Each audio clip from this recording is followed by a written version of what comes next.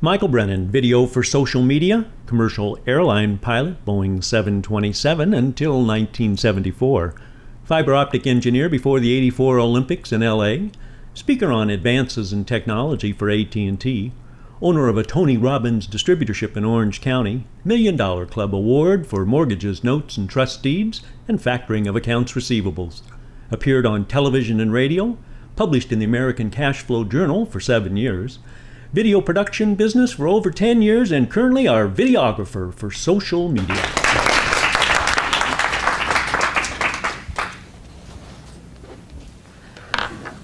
Hey, as a matter of curiosity, how many people have either seen me before, or this would be your first time? Can I see your hands, please? That was just a check to see who's awake here this morning.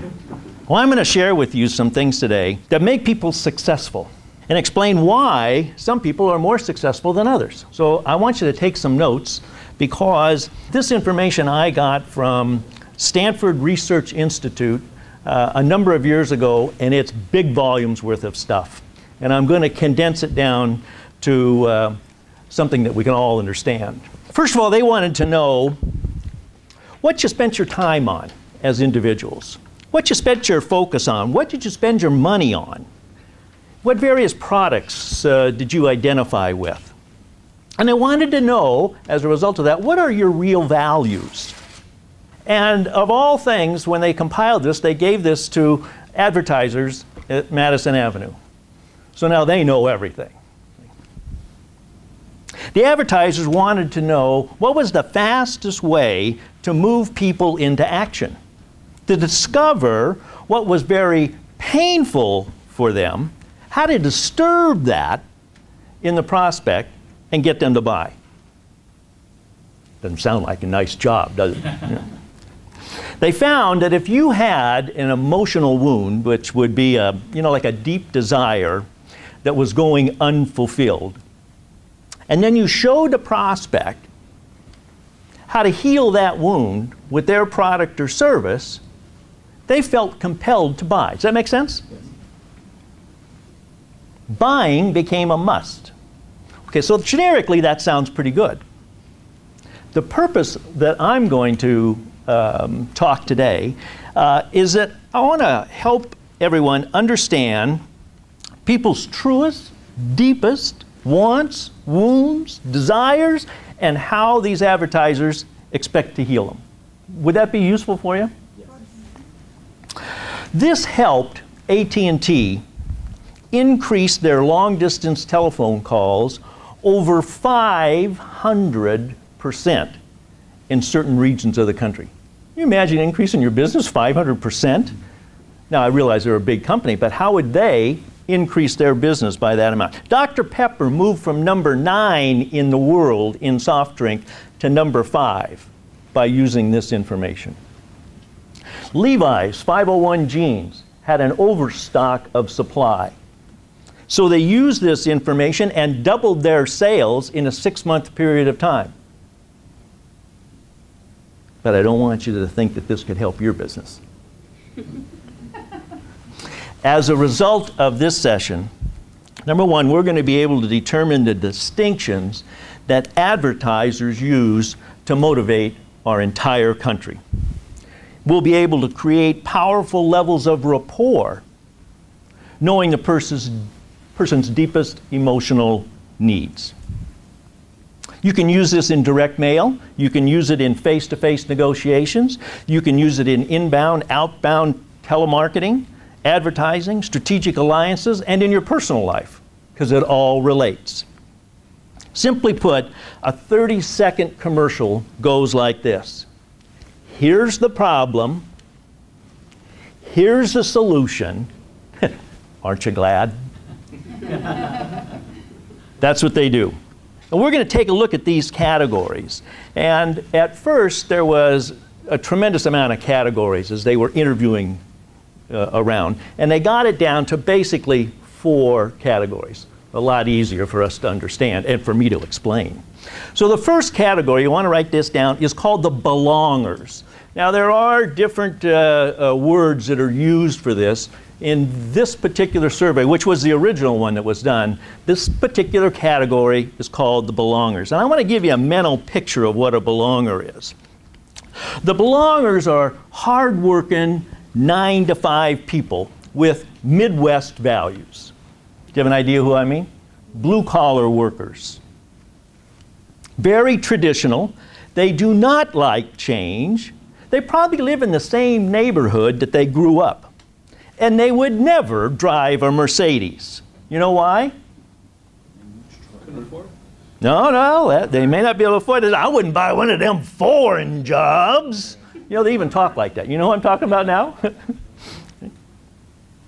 But we want to know what their number one value is. That's what part of this survey was about. So what do you think their number one value is?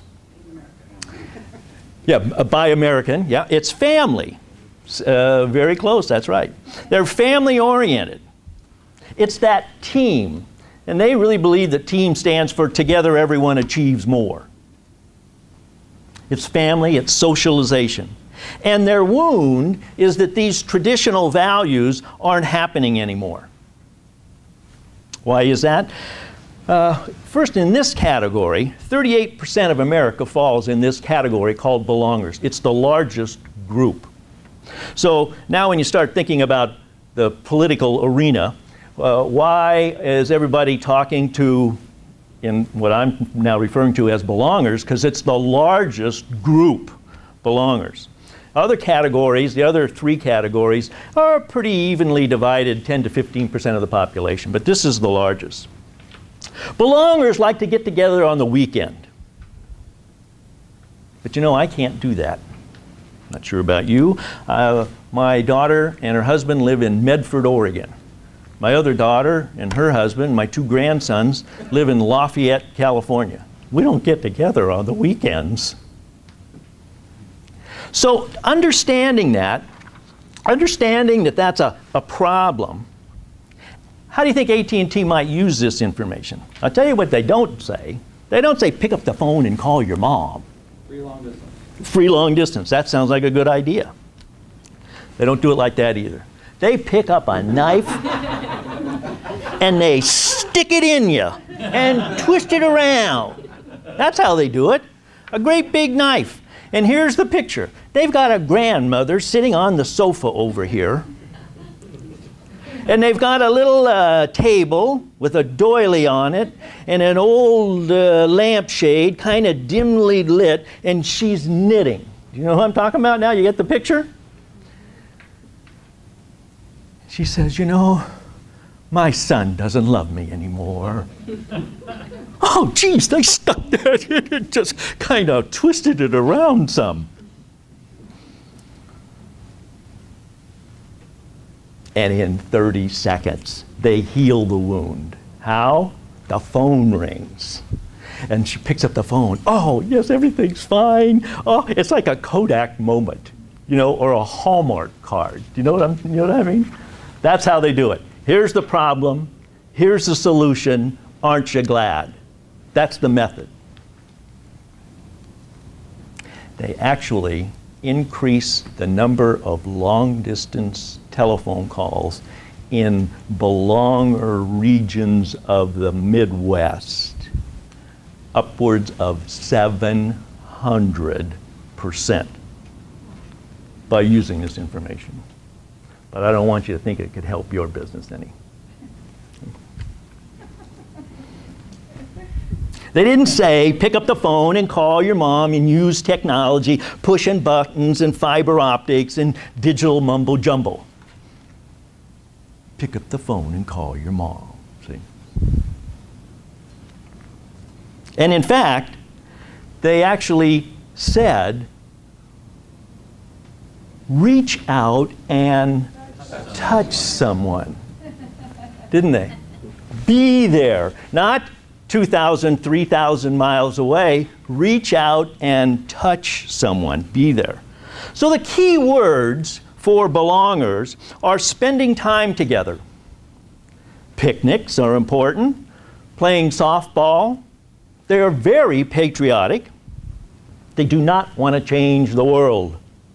They want to belong and they want to fit in. They belong to social clubs. They shop at red, white, and blue stores. You know which ones those are? Kmart and Target and Walmart, and it used to be Sears. Yeah, I don't know if you can find those anymore. What kind of car do you think a belonger would drive? You tell me. Chevy, Ford, Chrysler. Doesn't that make sense? The second category. Second category is called an emulator. Emulators. Emulators are a group, according to the study, age group of about 16 to about 38 years of age. 16 because they're beginning to work and they have some disposable income. And 38, they felt, well, at this point they're going to probably settle down. These people model successful people.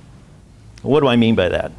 They're trying to copy the category that they emulate. In other words, who do they emulate? They're going to try to copy that.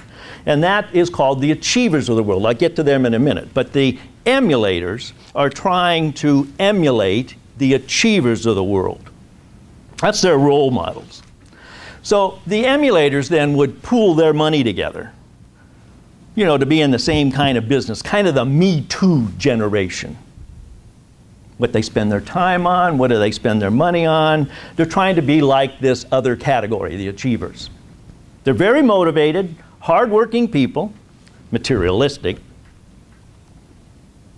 What about their toys? They say he who has the most toys wins. That would be a saying that they might have. They're wannabes, they're fast, they want it now. The now generation, the me generation, very driven, sex driven. So if you see a commercial that's real sexy, you know automatically who that target market is. It's the emulators. Okay? The emulators of the world, their appeal, in other words, their number one value is to be somebody. I'm not there yet, but to be somebody. And they don't have confidence. It's what they lack inside. So if you can show them that your product will give them confidence, they buy in an instant.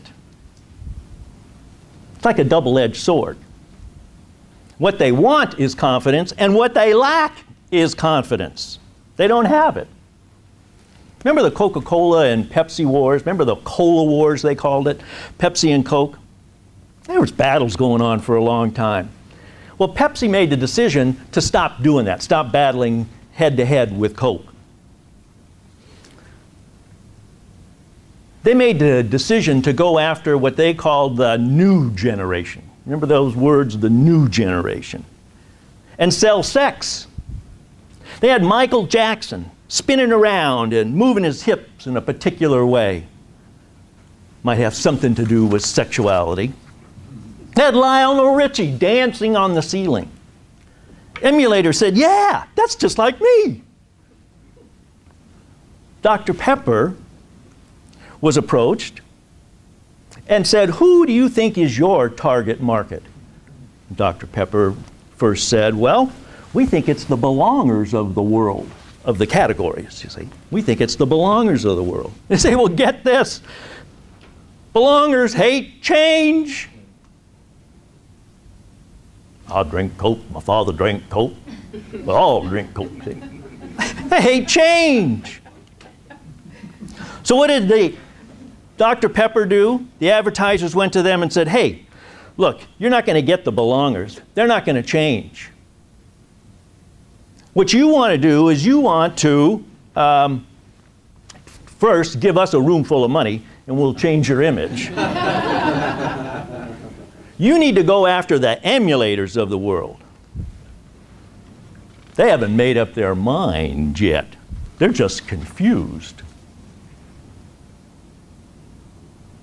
So they had one guy holding the Dr. Pepper. And he said, Dr. Pepper, the most misunderstood soft drink in America. Just like me. And so those emulators said, yeah, me too. Then they had one guy dancing on the table. Sometimes I would jump up on the table, but today I'm not. I think my shoes are too slick.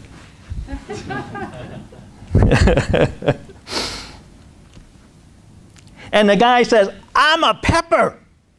Whatever that means, huh? But he had all the confidence in the world jumping on the table, didn't he? And the emulators were saying, "Yeah, that's what I want. I want that kind of confidence." They went from number 9 in the world to number 5 in the world in soft drinks by making that change and understanding what was in there, who their target market was and what was in the survey. So what kind of car do you think an emulator would drive? Anybody? A BMW, I'll tell you how that might work. Maybe the top 5% of the emulators called yuppies, or used to be used, they pool their money together and get a unique lease plan. So they could be like. How about something fast and sexy like a Camaro or a Mustang? See, something like that. Does that make sense?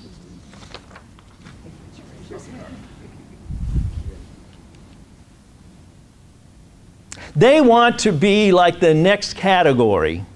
They want to emulate the next category. The next category is called the achievers. The achievers of the world are number 1 in their field. They know they're the best. And in fact, if you don't tell them they're the best, they're going to tell you. They already know. Their number 1 value, the achievers, their number 1 value is to be unique, to be different, to stand out in the crowd. And their pain would be to be one of the pack, one of the also-rans. Now, you might remember Merrill Lynch some years ago. They got this information from the advertising agency Young and Rubicam. And Young and Rubicam, who was the first to have gotten this content of information, 56 volumes or however many it was, they went to Merrill Lynch and they said, "You're running an ad that says Merrill Lynch is bullish on America. And you've got 100 stinky belonger bulls out running on a dusty plain." Young and Rubicam asked, "Who do you think your target market is?" after seeing the various categories. And they said, "Well, it's not the belongers, you know, who might pool some money together and buy some type of mutual fund. You know, we want decision makers. That's who our target is. And it's not the emulators who have a little bit of money and are followers. It's those decision makers. That's who we're looking for. That's our target market." And they say, "Well, take a look at your ad. You got 100 stinky belonger bulls out there on a dusty plain. You've missed your mark. You missed your target, who you think you're going after. Here's what we'll do for you. First, give us a room full of money, and we'll get you one Studley bull, and we'll dress him up." In the first commercial they had, the bull walked over to the haystack, stuck his face in there, wiggled it around, and came out with one golden needle out of the haystack. And the response was, "Hey, that's pretty unique." That's the achiever's number 1 value, to be unique. That was their response. They didn't know that in advance. That's what they said. You don't want that stinky bull company over there, the new ad now. I want this company, this bull that knows what he's doing. How about the bull in the china shop? You're thinking to yourself, what in the heck was a bull doing in a china shop?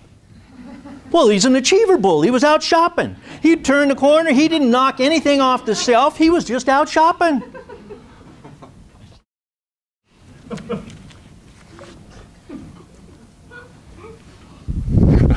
How about Ralph Lauren? You know the polo guy, little polo, well now they're big polo things, but the polo shirt. He takes these cheap t-shirts, well they're not cheap t-shirts, they're inexpensively made. And he puts them in an achiever section of the store with all the colors of the rainbow. So an achiever can go over and he pick one out and say, oh yeah, this works, give me 2 of those, 3 of these, 6 of those. Because an achiever doesn't want to waste what? Time, right, they don't want to waste time. And so they've got to set it up for you that way. Can you see a belonger walking in there and paying $90 for a t-shirt? I don't think so. How about Glenn? Can you picture Glenn at home with a t-shirt with a t-shirt that says Bud written across the front of it? Huh?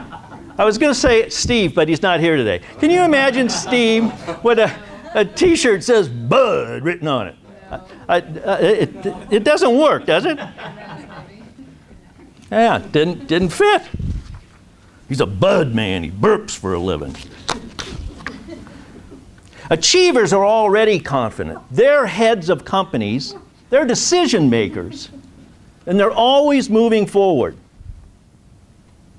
They're already successful. They're already the heads of companies. They want to move their company along, and they want to take it international. That's their next level. And they're using the words like the best, that this is the best. Well, so what kind of a car does an achiever buy? Mercedes. Yeah, Mercedes would be a Jaguar, Mercedes. Yeah, of course. It was like, they would be like, well, of course. You know, what else is there? Yeah. Yeah. Now the fastest, the last category is called societally conscious. Societally conscious. Is that a real word? Yeah. They're not money-oriented. In fact, they don't like achievers very much because they are money-oriented. They're college graduates. There's more college graduates in this category than all the other categories combined. And they don't trust government programs. Getting a picture? There's 2 little subcategories. There's category A. They have long hair. They grew up in the 60s. They're not into their career. They wear sandals, tie-dye t-shirts, and like Grateful Dead concerts. And in fact have sightings of Jerry Garcia. Do you know who I'm talking about? Yeah. The other category has the similar values, but they got into the system and they cut their hair and they wear a suit to work. And they want to make a change from within. They live somewhat of an alternative lifestyle, and they are concerned about the poor and the homeless and the environment and nuclear waste and things like that. These are big concerns for societally conscious. Now their high value in life is integrity, even if they can't define it. What hits them in the heart is that word integrity. Their high value is intelligence, manifested by the fact that there are more college graduates in this category than all the other categories combined. Interesting.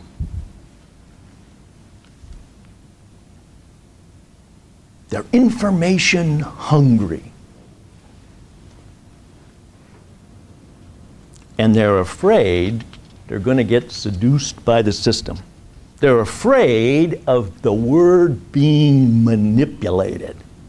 That would turn them off. That would make them downright mad. They don't want that. But do you want to be manipulated with integrity? Sure. And wouldn't you want someone speaking your language? Of course, because you're going to miss everyone else. Societally conscious people don't even like me explaining this. It's like being naked. Oh my gosh, I've been discovered, you know. Jeez. They're mission-oriented, they're good people, outdoors people, environmentally concerned for the poor and the homeless, global warming, recycling, nuclear waste. All these things are important. So what kind of car in these 2 categories the first category, category A, what kind of car do you think they might drive? The long hair, yeah, the VW bus with a Greenpeace sticker on the side, right? Yeah. Okay. Yeah. And the and category B, what kind of car? Now they got a few bucks and they're successful. A Volvo might be good. A Saab, a Subaru. See that? Yeah. Yeah. And in fact, Volvo says they are the intelligent choice. I guess they got a copy of that survey, huh? Their highest value. People then say, you know, looking at Volvo, yeah, that's just like me, intelligent, you know. I'm not being manipulated. We're all being manipulated. Okay, so how about a quick test? So let's take a little quick test for major advertising using beer commercials. A category for belongers. What kind of beer do you think a belonger is going to drink? Bud. Any clue of the label? And Pabst, red, white, and blue. Red, white, and U. How about Miller? Would that be another one? You know, here they got the factory workers, and when the work bell goes off, ding, just like Pavlov and the dogs, oh, but it's time to have a Miller. Isn't that what they do? Yeah. By the way, where's this guy's woman? She's home where she belongs. That's what they think. Now, don't be coming after me here. Yeah. How about the emulators? Emulator beers. Silver Bullet. Silver Bullet. Yeah, all the lights, huh? Yeah, And Michelob, you know. They used to have a commercial, 2 Michelob commercials. One of them, some guy had his hands down his pants, and he turns around, and all of a sudden his face becomes the bottle that says Michelob. And then they had another one, it was nighttime, and fast cars going by, because emulators can't afford a real nice car. All you saw was the tail lights. And this girl gets out of the car, she's wearing this red dress, and her dress blows up. Oh, jeez. And then her face becomes the label that says Michelob. You know, they got the emulators or what? Huh? How about the Achievers of the world? What kind of beer would the Achievers? Okay, got it. The Achievers, yeah, they're out drinking fine wine at a nice restaurant with linen, and they got imported beer, Heineken. They're not drinking Bud. They've already made their choices. How about societally conscious people?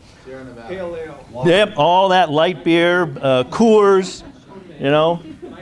It's the water, you know, those kind of things, yeah. Well, I wanted to give you this understanding so that you would understand, number one, the value and lifestyle survey, how advertisers use it, and how you might use it in your business in order to speak the language of your customers. Thanks.